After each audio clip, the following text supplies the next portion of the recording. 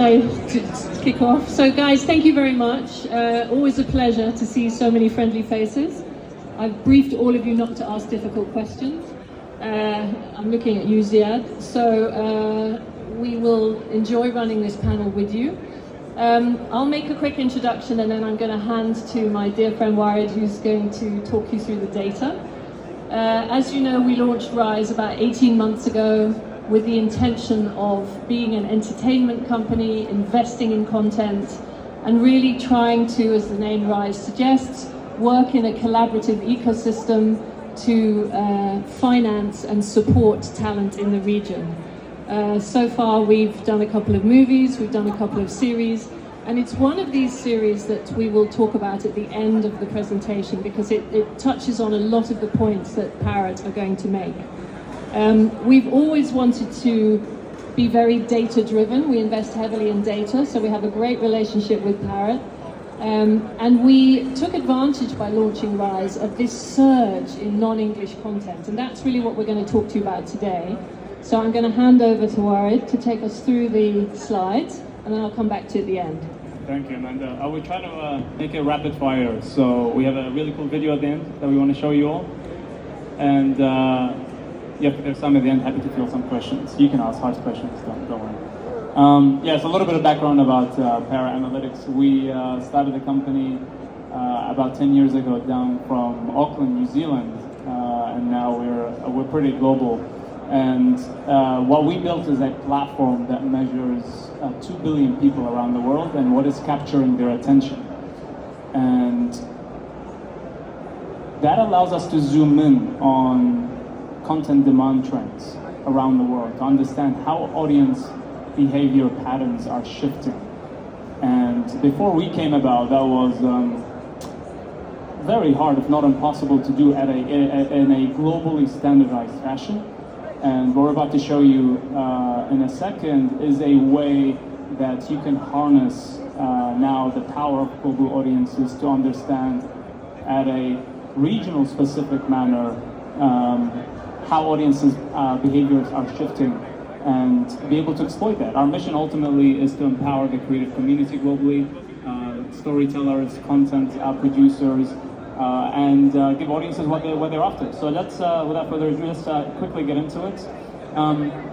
Let's zoom into some demand trends and see what's happening around the world. What you see behind me, in front of you, is over the past few years, the changing patterns of audience demand for content. And at this point, we're looking at specifically within MENA, and you can see that drama historically has done pretty well. If you actually zoom in on the COVID years, you'll see that there's a pop in children's content as kids stay at home. There's an increase in kids' demand, which actually didn't go down. And then what you can also see is an ascent in anime content and the demand for anime content. If we start to zoom into those trends a little bit more, to dissect them by language. Okay, so people are interested in content in all types of languages around the world, but let's try to break that down. So the first breakdown is at a very macro level. Let's look at English versus non-English content. And what we're looking here behind me is at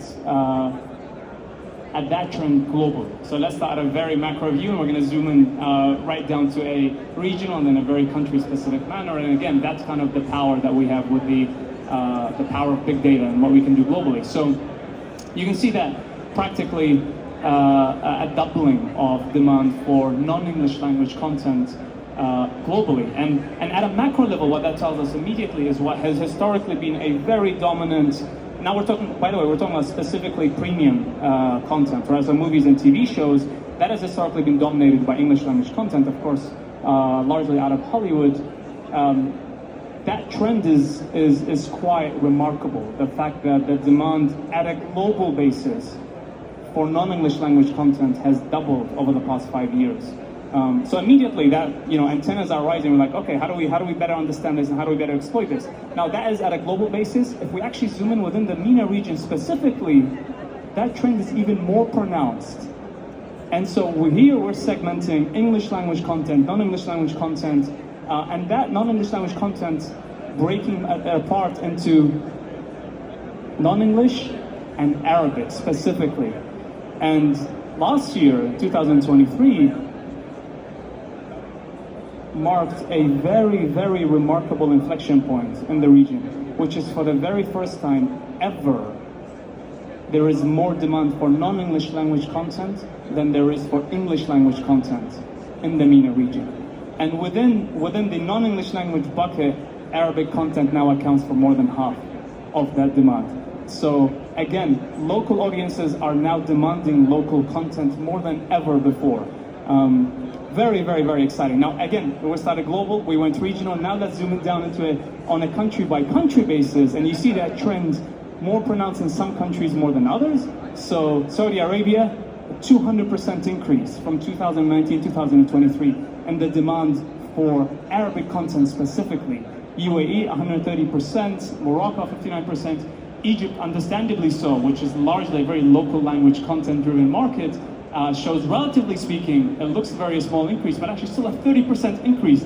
Now, 30% increase is still a massive double-digit increase in demand for any particular language, in this particular case for Arabic content in that market. So again, you can kind of see the trend, how we're zooming in, and what I'll hand off in a second is what is going to be the most exciting part of the presentation is how Amanda and team turned that into actually how do we bring a local story to life that has these elements of what audiences are looking for around the world and in the region. Another thing to keep in mind, again, because we're analyzing global content trends from all languages, and if we see, so I talked about non-English and that non-English breaking apart into Arabic and other non-English language content, we can see that there's a steady increase in demand for Asian languages here in this case. So specifically, again, at a macro level, we see that increasing, and if we zoom in on a country by country basis, we see that Japanese by far has had the biggest increase over the past few years, followed by Chinese content and Korean content in the market. Good stories come from everywhere, and now what the internet has done is enabled audiences around the world to discover them faster than ever before. And again, you're seeing that more and more. This is the downstream impact of globalizing internet access and content availability by audiences around the world. So now that we understand some macro trends, where audiences are heading, how do we better isolate precise elements of from a creative standpoint to be able to harness them into creating the next big hit if you're in the business of storytelling. So we look at what we call white spaces. There's a lot of things here, but I'll basically point out that on the bottom right-hand quadrant, you're seeing content that is in high supply and low demand. So that's content that's usually saturated. Top right-hand quadrant is where you see strong performing areas. So this is content that has high supply but still really high demand. Again, we've isolated a couple of subgenres there. That's crime drama and Japanese animation. You also see action drama being one of those. And I see a lot of people taking pictures and so on. The presentation will be available, so you can reach out and the team will distribute it. So if we zoom into those genre travelability, so the travelability is a metric where we track a specific piece of content or a type of content and see how well it travels outside of its home market. And so this is another lens of looking at it. Again, where you see popping up crime drama and Japanese animation, kids content, which we identified earlier, preschool, is really high up. Of course, following things like superhero, that's the Marvel stuff that has historically traveled really well around the world. But we're identifying the next big hits, right? Not things that have been declining or have saturated. So already now we're getting a really good idea of what areas to play in. And with that, what do you do with that, Amanda? Well, I think what we look for is a universality in the storyline. So what we feel very strongly is that audiences everywhere want to be seen. The starting point for them giving you their eyeballs and giving you their time to watch something on the screen is that there is a relevancy as the starting point, the jumping off point for the series. So obviously, family, love, greed, ambition, breaking cultural barriers, all of these are universal themes, and we really believe that you can take those and adapt them. But of course, the secret is in a very culturally nuanced adaptation that takes into account the different layers the tension between family and society and the sort of some of the moral issues. So that's, we'll come on to talk about that. Yeah, so basically you're saying we're looking at things that travel well, but also to pay attention to the nuances of your local audiences. And by knowing them, you're able to better adapt that. So let's look into that a little bit more. So we talk about unearthing hidden gems, right? That's kind of where a lot of folks are in the business of. We want to look at the next big thing or create the next big thing. And we talk about going beyond the usual suspects. Again, we talk about how historical English language content has traveled really well. In this case, what you're seeing is a 4-quadrant chart of, on one axis, travelability, which is the metric that we talked about earlier, how well content travels outside of its home markets. And you can see British American content being typically the best performing genre of content or types of content there. But interestingly, we've mapped out a couple of other types of content. So Polish content, Japanese content, Colombian content, Indonesian content starting to pop up as content that is both in high demand by audiences around the world, but also traveling really well around the world. And again, we're in the business now, especially with global distribution platforms, regional pan-market distribution platforms is quite easy now to take something and distribute it to that audiences that we can see the content travels really well to. Really quickly, again, if we zoom in as one of those flags that you saw in the previous market, Japanese content, we looked at it earlier before in the context of the rise for English, for Asian language content, and we can see that just within Japanese content, what the technology and the data now allows us to do is to look at the content, but also specific elements of it. Is it TV shows that are traveling Japanese? Is it Japanese movies? Which specific Japanese talent, and so on? Again, this gives us the idea of what Amanda will explain in a second, how we can adapt that to local audiences. So, once we've understood that, what does that mean? Yeah, so look, I mean, the trend for adapting is not a new thing in this region. I think I just wanted to perhaps give you the benefit of some of our experience where we've taken a show directly from Japan. I think the more general route is from Japan to Korea, from Korea to Turkey, and then from Turkey to MENA.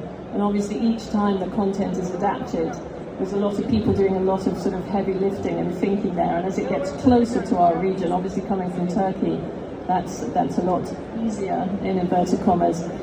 We decided to make life particularly difficult for ourselves by taking something directly from TV Tokyo, which is a show called All But Divorced, which is currently on Amazon Prime. It is 10 episodes. So there's a few things I wanted to try and pick up on the data that Wired and Parrot have shared with you. The first of all is things like pacing. Obviously when you take something from the Japanese, it's much slower. Their original was 15 episodes. We just about managed to get it to 10. You could argue it might have been tighter as 8.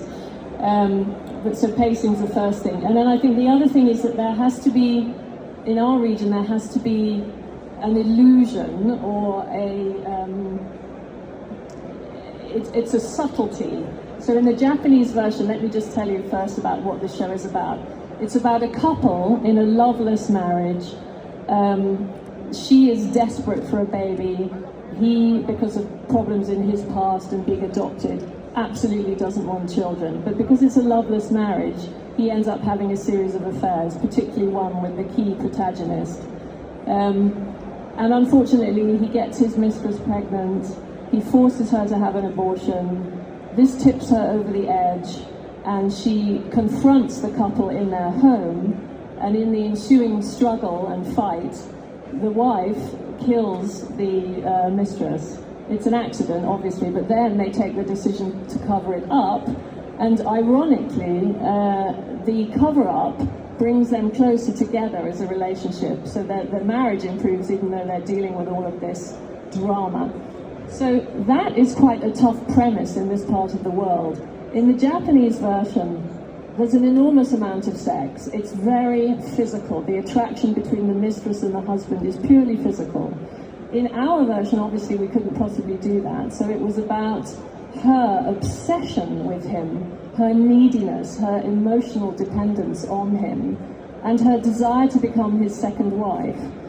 She potentially sees him, a good upper class male, slightly older than her, potentially as something of a meal ticket.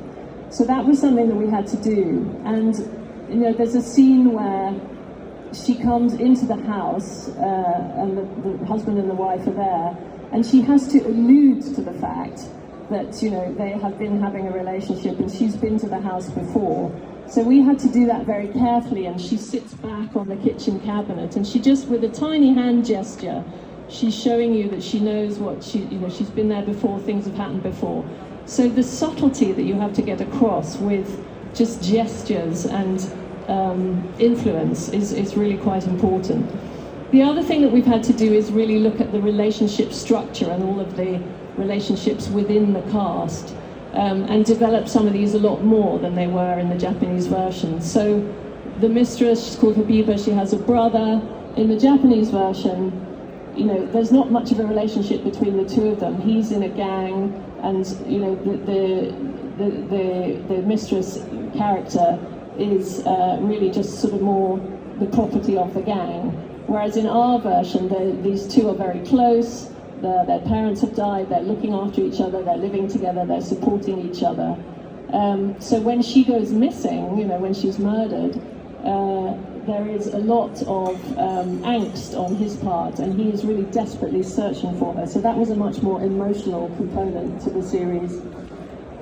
So all sorts of, very important, much more emotion, much more family connections, much more subtlety and nuance. These relationships are really about genuine emotion rather than control and the physical aspects which were in the Japanese version. But I think that, I really want to say at this point a huge hats off to Ziad Suji, who is our head of content, to Blue Bee, who are the production team behind it, and to Mariam and her team at SARD, because obviously when you take an adaptation, you really have to rewrite it. You don't just take it and run with it. You literally have to redo it. So I'd love your opinions. It's on Amazon Prime right now. I think we have some research data, friendly, helpful. We also have some really heavy themes to navigate. I think the team has done an amazing job at being able to pull that off, specifically for the region. And I know they've done a great job at it because it's done really, really well. And so what we see here, compared to all Arabic titles released this year, All But Divorce ranks as the 4th most in-demand title in Egypt, which puts it at an outstanding bucket that's less than 3% of all titles ever crack that bucket. And the fact that it's done that in its home market language is pretty remarkable. So definitely second that, and hats off to the team that pulled that off. We have maybe watch this first and then you can clap afterwards. So let's introduce the show. Here's a small clip for you. All right. It's a combat. واحنا مش هنفهم الموضوع ده؟ لو انت قررت انك مش عايز تخلف، فانا قررت ان انا عايز اخلف. فرق بين الحياة والموت مجرد ثواني. انت مين؟ الحياة بتتخلق في مكانها. تقدري كده تقولي مراته التانية. أما الحياة بتموت. مش عايزه اعيد تجربه ابويا وامي تاني، انت عارف ان انا بكره الخيانه. انا حامل. كسري البيت، اعملي حاجة، سيبيني وامشي، كنت عملت أي حاجة إلا اللي حصل ده. أوحش حاجة في الدنيا الراجل الأناني. فكك من شغلانة الليل دي وتخليكي في برنامج الصبح. حبيبة كانت بتشرب طول اليوم عشانك، بعد كده كانت بتحبك وعايزاك تعيش عشان أبوك. سيف انا بحبك، مش عايزه حاجه تانية خالص. لو انا وانت عايزين نفس الحاجه، ليه الحاجات ما مشيتش زي ما احنا عايزين؟ صدقي إن أبوك شايفاك الأحسن. حاضر أوي مش أمي. ما أنت مش أمي، إحنا مش هنضحك على بعض. ابنك أنت اللي ضيعته ورميته في الأرض. أنت ليه طول الوقت عايز تخبي عليا يا سيف؟ أنا خلاص عرفت كل حاجة. وهتكوني فاكره ان انا مش خايفه، انا مرعوبه ورحمه امي وهسيبك لحد ما اجيب حق بنتك. قلت كتير أقول لك أنا بحب إيه بنفسي فيه، بس أنت كنت في حتة تانية خالص. ما تخططيليش حياتي. اللي حصل ده يا حسن جزء من الحكاية، بتدور جوه شبكة أخضر كبيرة. انا كل ما بتخيل ان الكابوس بيخلص بيرجع بيبدا من اول وجديد. And this, ladies and gentlemen, is how we say science and arts combined. Thank you. So with 34 Should we seconds to take a couple spare, of questions? we have, All right. I think, some questions.